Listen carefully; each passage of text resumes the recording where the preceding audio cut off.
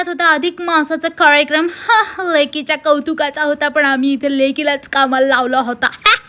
इथे बघा हे निदिश कसं थोबडं ताणत बसलं होतं फोनमध्ये, आणि त्यातच ही लेक होती, हिचा कार्यक्रम होता, बिचारी तीच काम करत होती आणि तिलाच काम करावं लागणार होतं, कारण की तिला माहिती तिला कसं काय पाहिजे ते अरेंजमेंट्स. त्यामुळे मी आणि निदिशने फक्त जरा हातभार लावला. तो हातभार तुम्हाला आता दिसतच असेल काय लावला ते. आमची मस्ती एका बाजूला चालली होती आणि तेवढ्यातच सगळे कार्यक्रम आटपून गेले होते, म्हणजे सगळे झालेच होते ऑलमोस्ट. आणि मग त्यानंतर दीदी आणि जिजू सुद्धा निघाले होते पुण्याला जाण्याकरता. आणि आता क्लिप्स मी काहीच ऍड केले नाही, कारण मी नल्ली बेरोजगार आहे. मी व्हिडिओज काढले नाही, सगळे व्हिडिओज निदिशच्या फोनमध्ये, आणि आता निदिश गेलाय रायगडावर. आता मी त्याच्याकडनं कसे मागू, सेंडच नाही करणार तो मला अजिबात. असो, आता जेवढ्या क्लिप्स होत्या तेवढ्यातच मी भागवलं. आणि त्यानंतर संध्याकाळी मग मी गेले वॉक करायला माझ्या बेस्टी फ्रेंड सोबत, म्हणजे बेस्टीच फ्रेंड. आणि इथे एक विचित्रच प्रकार घडत होता. आता तुम्ही बघा ह्या एक्सरसाइज इक्विपमेंटचा काय वापर होत असेल. झुलायला अरे झोका बांधून द्या रे दादांनो कोणीतरी हिला इथे. असं आता घरी येऊन गेली होती आणि खूपच उशीर झाला होता गाईज. त्याचमुळे that is it for the day. Bye bye. Follow करायला विसरू नका.